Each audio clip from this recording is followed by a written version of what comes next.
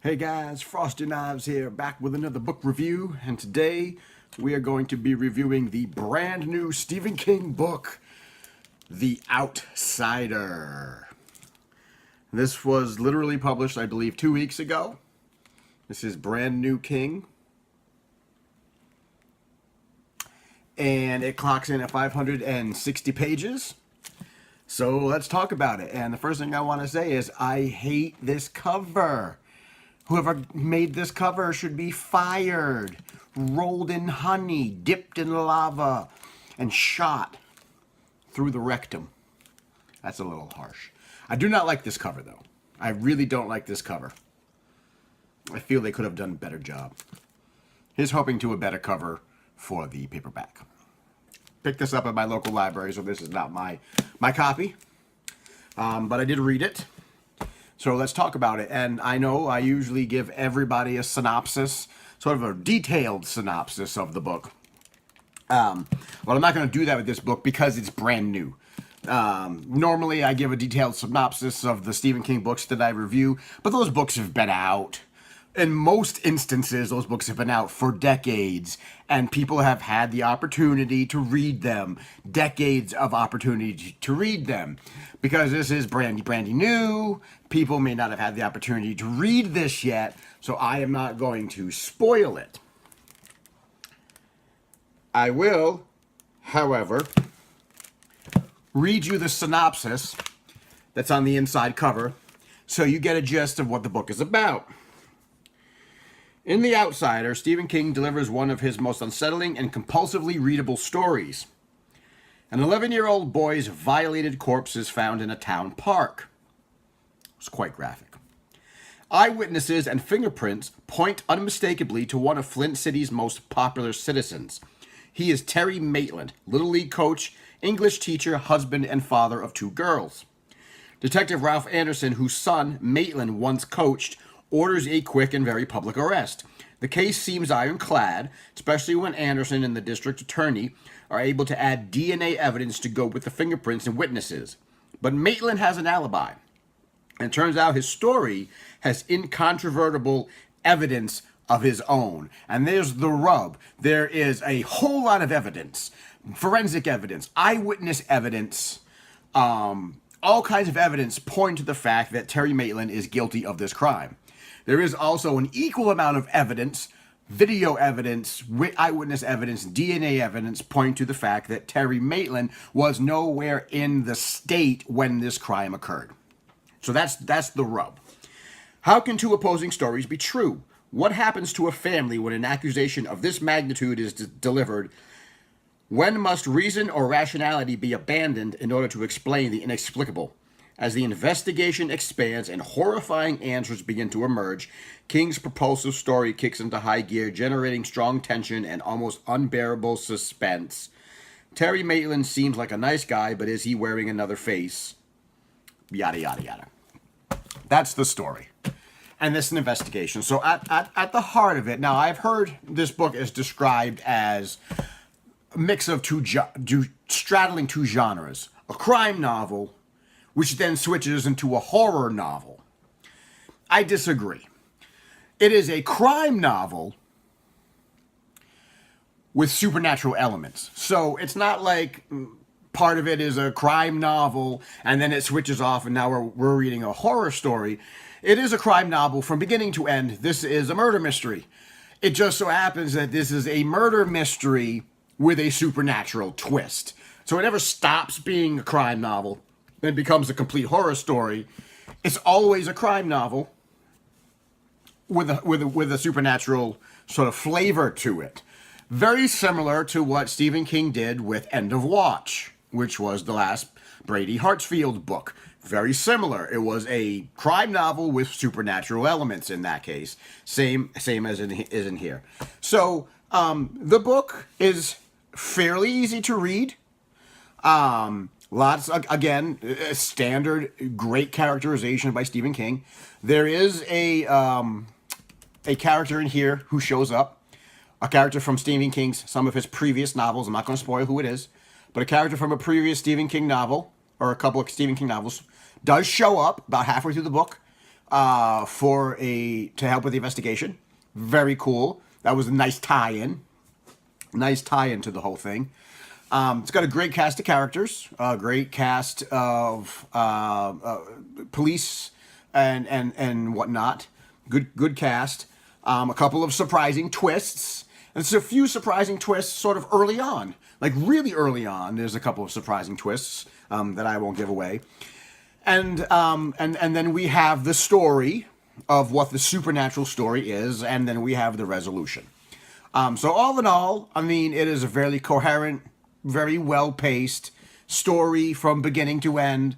A good crime novel, very graphic, very investigative, with a supernatural twist to it.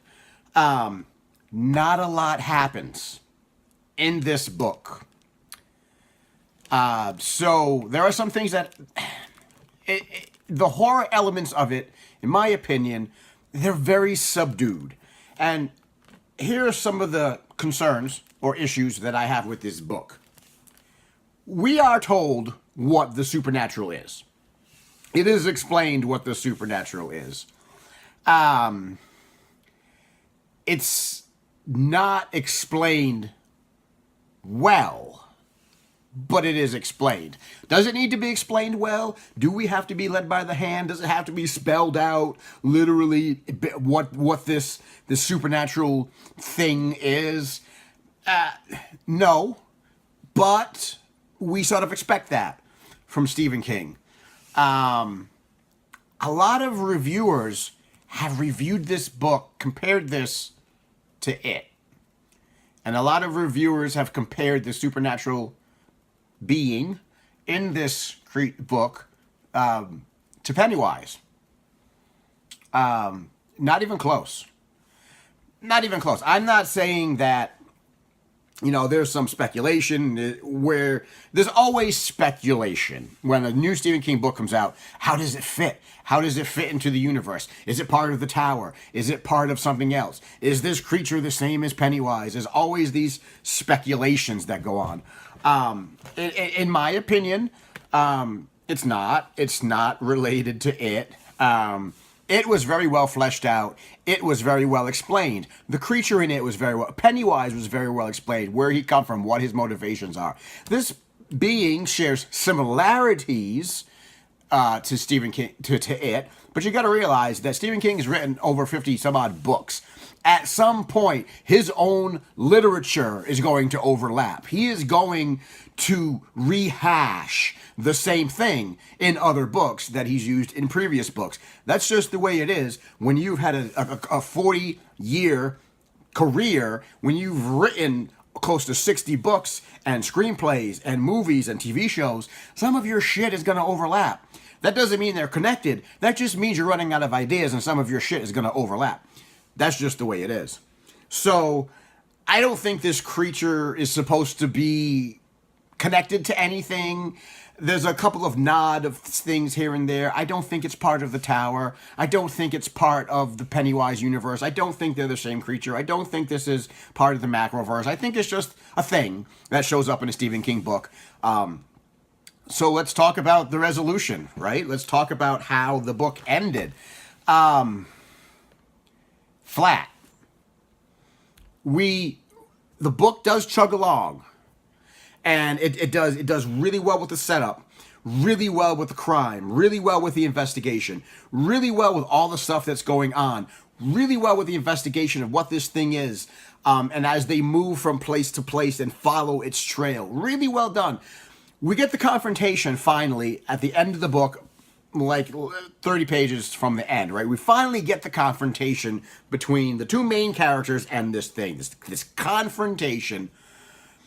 And once again, Stephen King, God damn it, he has problems with endings sometimes. He really does. He really has problems with endings.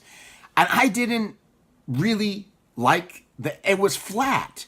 It was such a great build-up, a wonderful build-up, and then this resolution that I didn't quite buy. I mean, yeah, I get it. I understood it. Logically, I understand what happened. It felt flat. Like you were expecting a battle. You were expecting a confrontation. Maybe not on the level of Pennywise and the Losers Club, but you were expecting a confrontation. Much like you were expecting a confrontation in The Stand between the survivors and Random Flag. Again, that kind of fell flat too. So we got this confrontation, and then we were expecting maybe some answers and some like a battle, and it really wasn't. The ending did not. It was done and gone and poof and wow. And I was like, okay, well, everything except the battle was really good. Stephen King, a lot of times he just falls flat on the resolutions. He puts so much into the characters, so much into the story. He puts so much into the everything else. He gets to the resolution and gets to the ending, and then you go, is that it? Is that kind of what happened? Okay, I guess it's over now. And then we have the wrap up, and then everybody kind of goes on with their lives. Kind of like what happened with Cujo. There was this standoff that went on for pages and pages and pages, chapters, and then finally in Cujo the kid died and the mom went nuts and beat the dog to death with a bat or whatever. It's just like some of his endings are really strong. Some of his confrontations aren't so strong. And again, I'm reminded of The Stand, where the confrontation between Randall Flagg and the survivors was a literal, crucifixion and then a literal hand of God, which sort of blew up Flagg. It wasn't as hokey in this book, but I thought the ending could have been better. It had a little bit of the flavor of desperation, that sort of the environment, the ambiance, little ambiance of desperation. But other than that, I thought he could have done something a little different with the ending. I really do. I thought the confrontation, the final battle was it just fell flat. Like I don't know. It's the last bite of a meal that it's like when you spend all day baking a souffle and then it like falls, and then you've got like something that's kind of flat. You did all this work and then it's flat. This is not a bad book. There are hits and there are fillers, right? Like anything else, when you put out an album, when bands put out an album, they have hits and they have fillers. They have songs that are singles and hits, and this is what's getting the airplay. And then they have fillers. Then they have the other songs that aren't that bad. They're pretty good on their own, but they're simply used to move the album along and to fill in the empty spots between the hits. And that's what this book felt like. This book feels like filler. Like, it's not bad. It's definitely not bad, but it's a placeholder in between the hits. You have to have that. You have to have these sort of placeholders where they're pretty good, they're okay on their own, they're not too bad. You'll read it again, but it's not on the same level as the hits. So, and that's what this book felt like to me. Not bad, quite enjoyable, easy to read, fairly decent story except for the ending, which again kind of fell flat. But at the end of the day, and you may reread it again a couple of times, but it's not going to be on the greatest. I don't think it's going to be in the Stephen King greatest hits. It's not going to be part of the top great hits, right up there with Cemetery and It and Salem's Lot and the great hits of King. It's going to be it's not terrible, but it's filler. And I'm not really ready yet to make the claim that Stephen King is phoning his books in, because I don't think he's phoning them in. But it's definitely on the opposite end, the down end of things. I don't think he's quite phoning them in, but it's not where he used to be.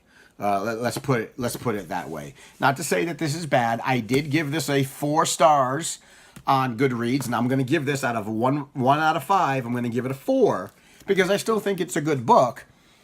It's not the upper echelon good. It's certainly not the dregs of the bottom. Definitely not the dregs of the bottom. But it's just that filler in between. That's what The Outsider is. And someone has to do better than this goddamn cover.